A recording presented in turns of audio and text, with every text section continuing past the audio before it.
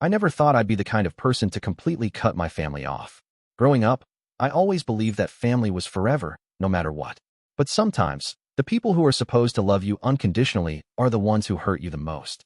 For context, my mom remarried when I was 15 to a guy named Richard. He wasn't terrible, but he wasn't particularly warm either. More like a roommate than a stepfather. I tried my best to form a connection with him, but he always kept me at arm's length. His parents, however, were a different story entirely. From day one, they made it clear that I wasn't part of their family. They would make snide comments about how I wasn't really their grandchild and would often exclude me from family events. My mom never stood up for me. She'd just give me that pleading look that said, "Please don't make a scene." So I didn't. For years, I swallowed my pride and put up with being treated like an outsider for her sake. Fast forward to last December. I'm 28 now, financially stable with a good job in software development.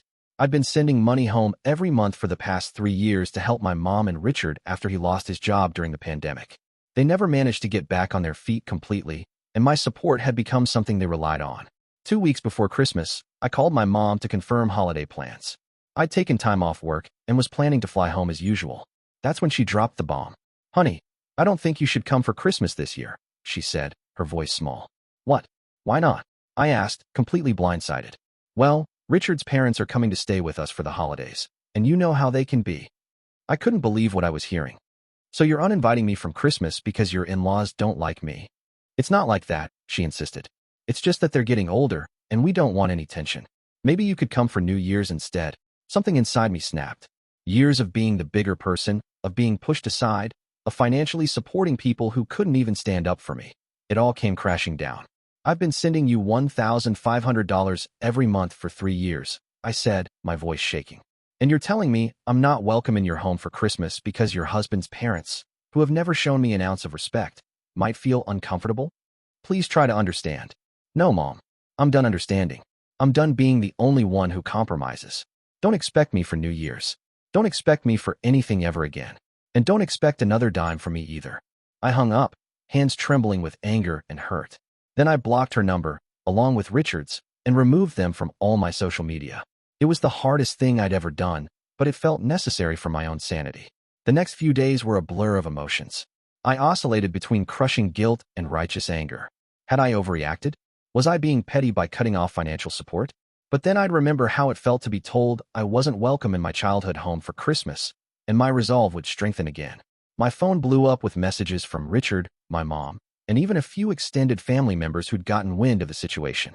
I didn't read any of them. Instead, I threw myself into work and started therapy, something I should have done years ago. Dr. Marshall, my therapist, helped me see that I'd been caught in a cycle of emotional manipulation for years. "You've been trying to buy your mother's love and approval," she told me during one session. "But real love isn't transactional." Those words hit me hard. She was right. I'd been using my financial support as a way to feel needed, to ensure I had a place in my mother's life. But when push came to shove, that place was still conditional. Christmas came and went. I spent it with friends who insisted I join their family gathering.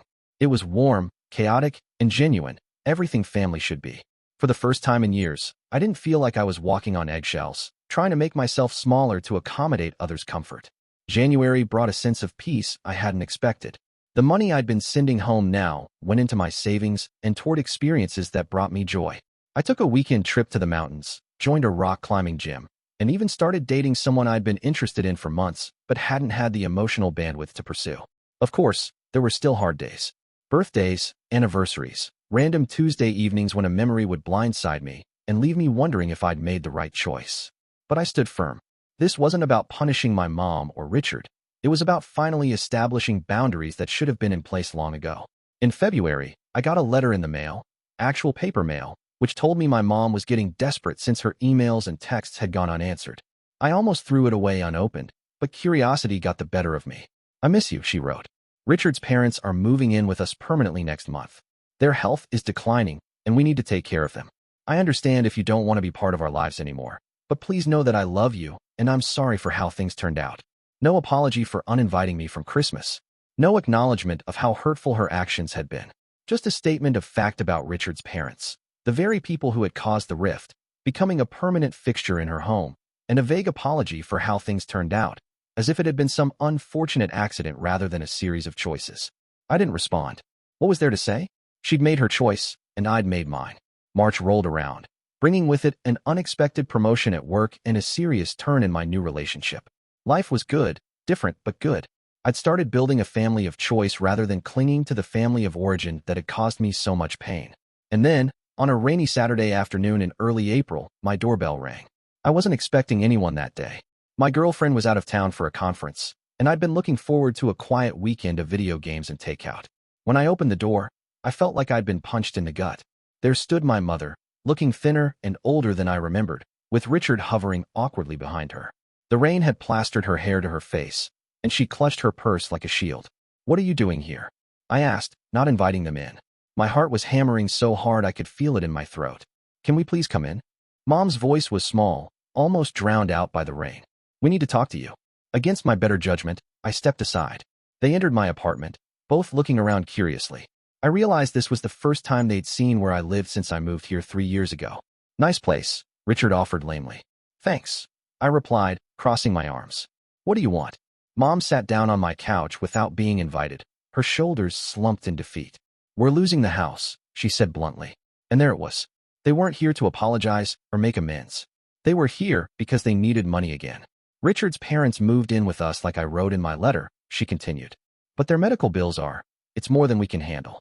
And without your help." She trailed off, looking at me with those familiar pleading eyes. I felt a strange calm settle over me. "So you're here because you need my money, not because you miss me or regret how you treated me." "That's not fair," Richard interjected. "Your mother has been devastated since your fight." "It wasn't a fight," I corrected him. "She chose your parents over me, and I chose to stop setting myself on fire to keep everyone else warm." Mom started crying then, quiet tears that tracked down her cheeks. "I know I hurt you. I know I've been a terrible mother. But we really do need help. We have nowhere else to turn." I looked at them both, these people who shared my blood but had never truly shared their hearts, and I felt an unexpected wave of pity. "I'm not giving you any more money," I said firmly, "but I'll help you find resources. There are programs for senior care, housing assistance, debt counseling. I'll put you in touch with people who can help." The look of shock on their faces would have been comical if it wasn't so sad. They hadn't come for my expertise or even my emotional support, just my wallet. "But we need," Richard began. "I know what you need," I cut him off. "But you're not going to get it from me, not anymore. What I'm offering is the only help I'm willing to give." They stayed for another hour. I made coffee, and we talked more civilly than we had in years. I took down information about their situation and promised to email them some contacts. As they were leaving, Mom turned to me with red-rimmed eyes. "I am sorry, you know. Not just because we need help. I miss you." Something small and fragile flickered in my chest, but I tamped it down. "I missed you too," I admitted. "But I don't miss who I was when I was trying so hard to please you." After they left, I sat on my couch for a long time, staring at nothing. Then I called my girlfriend, told her everything, and listened as she reminded me how far I'd come. The next day, I sent the promised resources. I also included the contact information for my therapist, with a note suggesting that perhaps all of us could benefit from family counseling if they were genuinely interested in rebuilding our relationship. I don't know if they'll take me up on it. I don't know if we'll ever truly heal what's been broken between us. But for the first time in my adult life, I'm not responsible for fixing everything. I've set my boundaries, and I intend to keep them. Sometimes the family you're born into fails you, but that doesn't mean you can't create something better, something healthier, from the ashes. Whether that includes them in the future or not is up to them now. I've made my peace either way.